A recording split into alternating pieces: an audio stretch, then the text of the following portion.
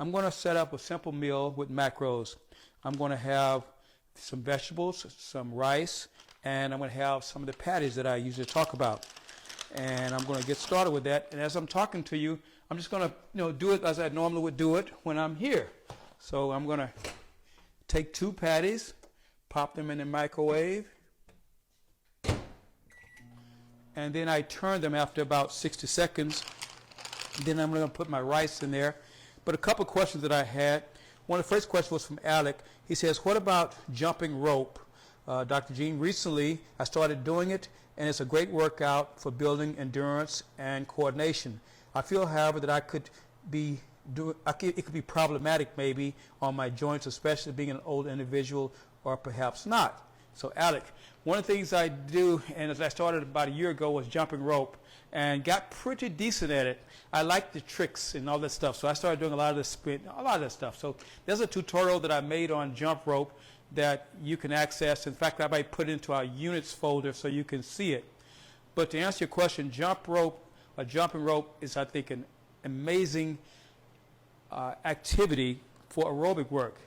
You can get at least 3 times the amount of benefit from that by doing jump rope as opposed to like a treadmill. So if I jump rope for 20 minutes, it equals 1 hour of work on the treadmill. So I get a lot more out of it by doing it that way. I'm going to turn these over for the other 30 seconds. So jump rope is great. So just start with what's called low impact. The key on jumping rope is a lot of times when people are new at jump rope, they jump really high. So that's a little bit more stress on the joints because you're trying to clear the ground each time, because when you start off, you're going to be making a lot of misses. So when you really get good at jump rope, it's really like that. And you go faster, it's just a low impact. You're barely clearing the ground, maybe an inch, because you're getting very accurate at where you're hitting the jump rope. So that's very important. So here's our patties. This one is quinoa and brown rice. Quinoa and brown rice by Seeds of Change. I have this a lot. I have regular rice. I'll sometimes make a big batch of rice. But this is really good, and I'm showing you this for 90 seconds. I'm showing you this because you might not have made a batch of rice, and you need rice, and you want to get rice right away, so you throw one of these in, and it's just as good. And it has not just brown rice, but quinoa and brown rice. And quinoa is a very good protein-rich food and very nutritious. So these are my patties. And in a while, I'm going to have my rice. And then I'm going to show you how I counted up my macros to make this a good meal. So another question was, do you like drinking protein shakes and using it as a replacement meal? This is from Greg. I have 2 Gregs now. For protein, I love protein. As you can see, I have protein here, chocolate protein. I got all of these organic protein, these are pea proteins, vanilla, chocolate, different brands here. And up here, I've got proteins that I purchased because when it goes on sale, I buy it. And then in here, there's even more protein. This is a peanut butter protein. So the question is, do I like protein? Are you kidding me? Protein is great, but I would only have 1 per day. Now, I used to have more because it was so good and they taste so good. It's like, let's just live off protein, but it's not a good source. No, I should say not a good source. Food is better. Better to get your nutrition from food, because this is what's called a supplement. It supplements the foods that you eat. So if you're not eating good foods, then don't try to use protein as something that just, I don't want to eat, so I'll just have a lot of protein shakes all day long. No, start getting your food from, getting your nutrition from the foods that you make, and then add protein later. But you can see I love protein, and I make it with all kind of shakes and blends. In fact, I might come out with a little guide to show you some of my favorite protein shakes. And in fact, I've already done some videos on that. But let's talk about what I'm going to have here. So let me get some Tupperware, silverware. Okay. So this is my patties, and I made some mixed vegetables here a moment ago. So I'm going to add that. There you go. So I mix vegetables. Here's my patties. And I'm going to only have 1/3 of this packet of rice. Yeah, that's about 1/3 right there. Maybe a little bit more. Okay. There you go. Now it's 1/3. All right. So look at this plate.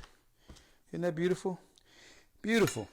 Okay, what I've got, these are what's called fibrous carbohydrates because they're less dense in carbs. I'm going to give you a little bit of that carbs in a moment, but these are starchy carbohydrates. These are fibrous carbohydrates. I could eat a whole lot of fibrous carbohydrates. I could eat this whole plate with the patty and not even approach my carb balance, my top of my level of the carbs that I need. But with this, if I eat too much of these carbs, that's when we tend to get fat. Too much of these beans, potatoes, rice, corn, oats, pasta, sweet potatoes, those things, those are the starchy carbs that tends to make us fat because we love them. They're very satisfying. And you eat those starchy carbs and you feel full. So whenever you, at the end of eating, you feel like you can take a nap or you feel tired, it's the carbs. Believe me, it's the carbs. You can eat a whole plate of vegetables, of the fibrous carbs, and a whole plate of protein, and even some fat. And I guarantee you will not feel the sluggish feeling that you get when you eat a lot of carbs.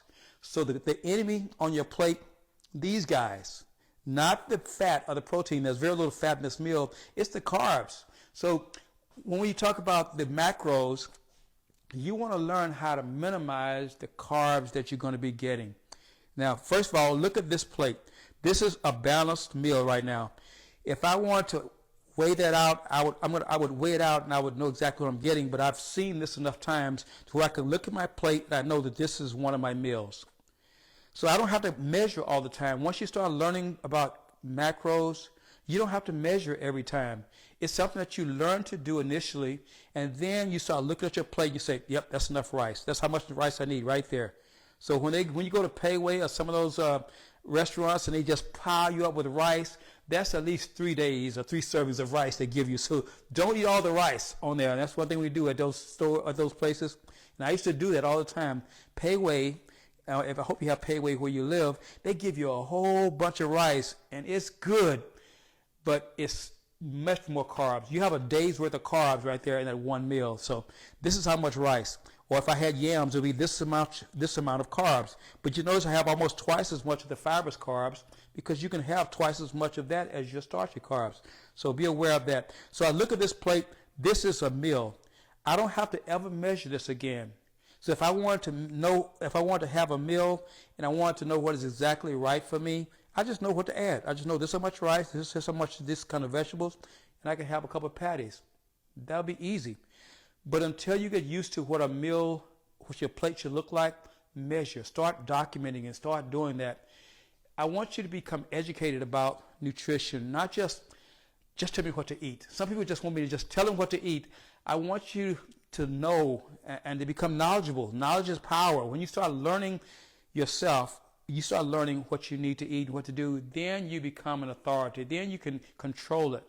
But if you don't own it, if you don't really have it as part of your DNA and what you really believe, you tend to just fall off the wagon after a while. It's just something that you kind of remember what someone says. But if you've got it, if you've done it enough time to where it's become second nature, you're going to have this for good. So here's one of my meals. If I want to have another meal, I would have maybe yams here. I know how much yams I would need for a meal. I know how much yams, and I'll have another vegetable source, maybe broccoli, or maybe I'll have cauliflower, or maybe carrots, or maybe I have zucchini, or a squash, or some other vegetables here, and I can pile it up. Remember, you can always have a lot more fibrous carbs. Another thing about fibrous carbs is they're filling. So when you eat fibrous carbs, look how much that is. That'll fill you up. That'll fill you up, and it's much better for you than filling you up with this. If you fill up with this, you've got a lot more carbs and a lot more calories, and you're just as full as if you eat this. Okay, now you're going to be hungry sooner because this is not going to carry you as long as this, but the idea is not to overeat when you eat. Learn how to balance your meal and balance your plate. So here's what I would have for one meal. Now let's talk about what's in this. With the patties, for instance, there are 2 patties here, and the 2 patties Each patty is 16 grams of protein. Now I want to get my protein in on my meals. 16 grams of protein. There's 8 grams in each patty for carbs, so there's 16 carbs, and there's 5 grams of fat in each patty, so there's 10 grams of fat. And my rice, because I only use a third of this, there's 2 servings in this pouch, I'm only using a third, so I actually wrote this down to make it plain. My rice, so I'm getting 4 grams of protein out of this rice, 30 grams of carbs, and 2 grams of fat. So you notice I have almost 3 times the carbs in here as in here. So that's why you want to be aware of that. And then the vegetables. The vegetables that I have here are 4 grams of protein, 12 grams of carbs, and 0 fat. So this meal is a total of 40 grams of protein, 58 grams of carbs, and 12 grams of fat. Now my daily carb intake is about 180. So right now, if I've got 58, I can have more meals like this and not exceed my carbs and basically hit all my macros. I want to be able to hit my protein count and all that stuff. So when I have my protein shake is going to give me a lot of the protein that I need, but it doesn't have the carbs. And this is on protein. I just get these at Costco. They have vanilla and they have chocolate. But its nutritional value, for 1 scoop, I have 24 grams of protein, and get this, only 3 grams of carbs. So now I can increase my protein by having this, but not worry about increasing my carbs with this.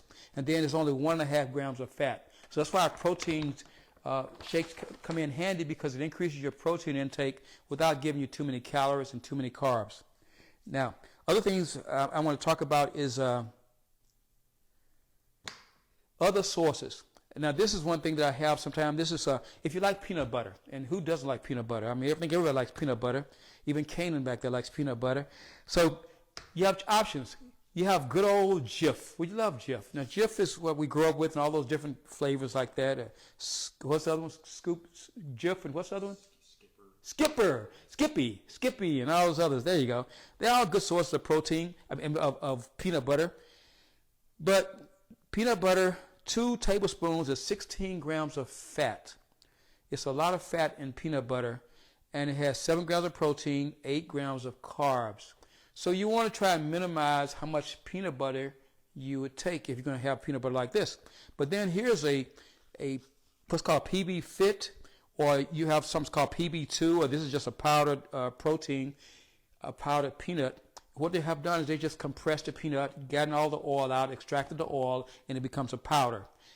And it tastes just as good as peanut butter. But what you've got is instead of 16 grams of fat, and 2 tablespoons of this, you only got 1.5 grams of fat. You only have 4 grams of carbs and 6 grams of protein. Almost the same amount of protein here, but the calories are a lot less, 190 versus 50 calories. So you can have a lot more of this during the day and not exceed your fat or carb intakes. This also comes as a chocolate. This tastes like a peanut butter cup. So it has a little bit of chocolate peanut butter to it, and it's very similar in nutritional value. And the way you'd have these is you would mix them up with a little bit of water. You'd mix those up, and it becomes sort of like a paste, just like peanut butter. And then you can dip them. Use like you can cut up some of these apples, slice your apples, and just dip them, and you can have those. Make sure to count your apple for your macros. You can slice up an apple and dip it, or have vegetables that you can dip in there, or banana, or whatever you want to use. Or if you make it a little bit thicker, you can put it on rice cakes, or maybe a piece of whole grain toast, and have it that way. But make sure that you calculate everything that goes in there. A couple more questions. I'm not sure if you can see if there's questions on there. Are there questions back there? Okay, cool. Okay. Adjusting macros. Talk about adjusting macros. Now, in adjusting your macros, let's say if you have a starting point, what you calculated with the formula that I gave you as a starting point, it basically gives you a guideline. How much carbs you should have, how much protein, how much fat, but it's not going to be an ideal. It's not, because it can't calculate your metabolism, your rate, all that stuff, but it gives you a ballpark. You're going to have to measure that after maybe 7 to 10 days. Look at what direction you're going. Are you hungry all the time? Do you feel like you're under eating? Have you lost weight when you're trying to gain weight? Are you gaining weight when you really want to lose weight? So depending on what direction you want your health to go or your body weight to go, you'd adjust your macros accordingly. If you want to lose weight, you would reduce the carbs. You start by reducing your fibrous carbs, your starchy carbs, by about 20 to 25 grams per day. And you reduce those and try that after maybe 7 to 10 days. And after 7 to 10 days, if your weight is going down or you're seeing the changes that you want, great, keep it there. If it's still not there, reduce it again. Now your carbs should be pretty close. So if I'm having 180 grams of carbs, that's what my body needs. I don't need more than that. I was having over 350 grams of carbs per day. So for 180 to 350, that means my body was overeating carbs a lot. So no wonder I wasn't lean. I was toned and fit, but I didn't have like a six-pack you could see. It wasn't lean because the carbs, when you can't digest carbs, your body can't use them, your body stores carbs. And when it stores carbs, it stores it as here and around here, in your butt and your face. It stores it in the worst places. So you don't want to have your body storing carbs because you're eating more than you need because you just love carbs. So in adjusting your macros, I always adjust carbs first. Carbs first. Always keep your protein up because you want to make sure you keep muscle. So keep your protein up like it should be. All right. Treadmill, walking versus jogging. I did a little video on walking versus jogging when it comes to your treadmill or whenever you're out doing your activities. Walking is so much better. Yeah, I'm talking about walking versus jogging. Now, there's a difference. Like walking is like walking. Now, when you see people jog, they're kind of like. So what they're doing is a walking pace. They're not going very fast, but every time they land, they're putting a lot of weight on their joints. But when you're walking, there's minimal weight being transferred onto the joints, and you're getting the same amount of aerobic benefit when you're walking. Now, the only way that works when you're walking versus jogging is when your pace becomes so fast that you obviously cannot walk anymore. And then you need to jog. But when you start jogging at that pace, there's minimal stress on the joints. But whenever you're jogging at a slow pace, a lot of stress there. Probably 80% of the people that I see in neighborhoods who are jogging could really walk at that pace, but they like the idea of that feeling that they're jogging. But it's really a brisk walking pace.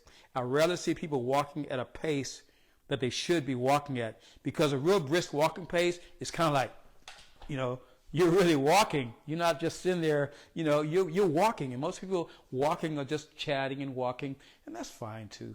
But the idea is you want to be able to increase your pace when walking before you get into a jog. Walk as fast as you can. It should be a really good brisk walk. Last question I'm going to ask because I want to keep these at about 20 minutes. Is leg exercises, best leg exercises. I don't do squats anymore, just regular barbell squats. I was doing them, but I found that, as you get older, I couldn't do as much weight. After trying to increase my weight I was always having a knee issue, a back issue, or something that was always giving me problems. So what I started doing was single leg exercises.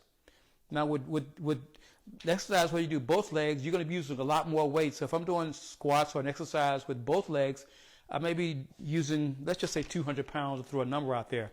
But if I start doing a single leg exercise, like a walking lunge, or what's called split squats, which we'll go over. It's in your routine. Split squats. Now I'm not going to use 200 pounds. Now I'm only going to be using about 70 pounds. But the stress on the quads is amazing. You get a lot of stress on the quads without putting a lot of strain on the joints and on the body. So I started doing single leg exercises mostly for all of my leg work, except maybe leg extensions. But even with leg press, I'll do a single leg, and then I use my other leg to assist, and when I can't do it anyway, it's kind of like to help me do force reps. So that's how I do leg exercises. All right. I've covered a lot today. Talked about macros, some substitutes that you can have, how to balance it. I'm going to go and have my meal right now. The only other thing I will add to this, I will chop this up a little bit. I'm going to chop this up and add a little bit of KC Masterpiece because it's awesome. And then my blend, my little citrus blend that I make, I usually make my blend with water and vitamin C, one of those vitamin C packs, and then I'll have a little bit of ginger with that. That's one of the best drinks that you can come up with. And I'm going to market that drink at some point. It's ginger with vitamin C and just water. So it's real good, very nutritious and very healthy for you. So that's all I've got for you today, guys. Send me your questions either through Messenger, through Facebook. You can go on there into the units and frequently ask questions, or through email. I'll be there for you. All right. I have one goal, remember, to help you reach yours. That's it, guys. Make today awesome. Bye.